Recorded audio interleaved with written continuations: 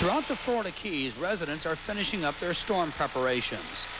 On Duval Street in Key West, most of the businesses and tourist spots are now boarded up. Thousands of cars have headed north on US 1, with people seeking higher ground and shelter on the Florida mainland.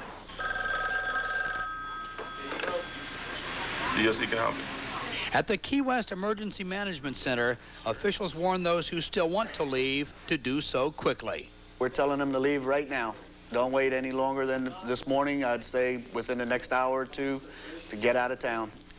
If they're going to wait longer than that, they might as well stay because they're going to get tied up on the highway. Despite the warnings, officials say only about half of Key West has evacuated, meaning as many as 20,000 people may still be here.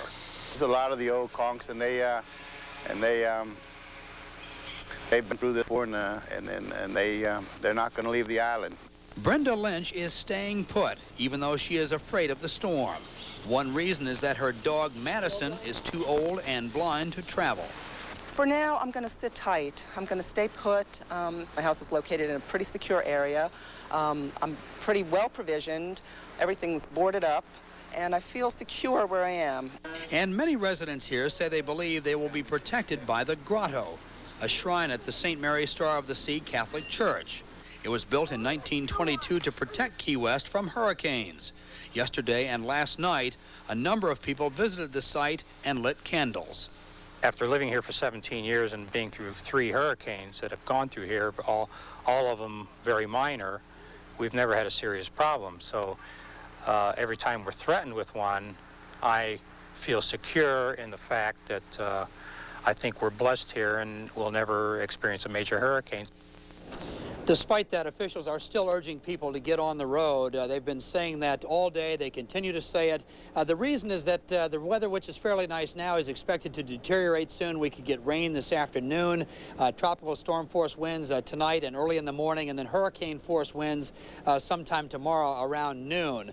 The roads are going to be closed. This is new. The roads are going to be closed at 4 o'clock this afternoon, 4 hours from now. That's the highway northbound to the mainland. They just don't want people out there on the roads at night when the winds are kicking up, and so they're going to tell everyone to get on the roads now, and after that, just hunker down and brace for the storm. Jean, back to you. Mark, give us a little geography lesson here. Just how vulnerable are the Keys if George hits and hits hard? All you have to do to understand that, Jean, is look right over my shoulder. That's the ocean right there. This is an 8-square-mile island. It's the biggest one in the Keys. It's a low-lying area. The highest point here is only 16 feet above sea level. Most of this area and most of the Florida Keys is much lower than that. This is a very vulnerable area, vulnerable to the winds, vulnerable to flooding, and that's why the officials are urging people, even the ones who have been here for years and say that they'll never leave during a hurricane, they're still urging them to leave because you just never know. This is not the safest place on earth to be. Mark Potter on Key West, thank you. Up the coast in Miami, the mayor is calling for mandatory evacuations of mobile homes in Dade County and voluntary evacuations of barrier islands and low-lying inland areas. George could be the first major hurricane to hit the area since Andrew in 1992. Cuba is still feeling the brunt of the hurricane's power with strong winds and torrential rains. Some 200,000 people have been evacuated from their homes in eastern provinces. Homes and crops have been damaged, but there are no reports of death or injury.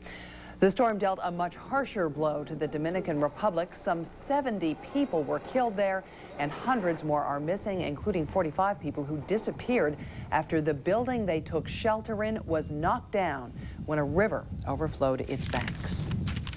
And now we're going to take a look at the weather and more on George and where she's going. Jean, we are looking at the satellite imagery. This is a visible picture, so as the sun comes up, it gets up above George, and we can see it better, but can also see the thunderstorm activity associated with it. The George has been moving very slowly across Cuba, so we expect they will be reporting very heavy rainfall totals. You can just about see that the center of this storm seems to be getting out over some water now, and if it does that, we will begin to see strengthening as it moves out into the waters between Florida and Cuba, very warm waters. This is where the Gulf Stream flows, and so that's what we're concerned about in terms of strengthening. There are hurricane watches and warnings in effect for about the southern half of Florida. The warnings still stretch from Deerfield Beach down to Key West and from Bonita Beach down to Key West, with watches extending northward up to Longboat Key on the west coast and up to Stuart, Florida on the east coast. We're talking about wind and rain and, of course, storm surge flooding, but also because the ground is saturated in this region, there is a good chance that the heavier rains will produce some flooding, and flood watches stretch across all of the southern part of Florida.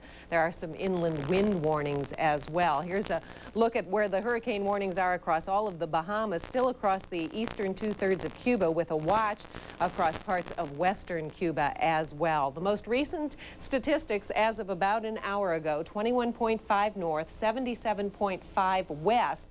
That puts George 340 miles southeast of Key West, with winds now at 80 miles an hour. We're beginning to see a bit of strengthening. It is moving west-northwestward at 12 miles an hour. This too is sort of an increase. Yesterday at this time it was just sort of wobbling into eastern Cuba.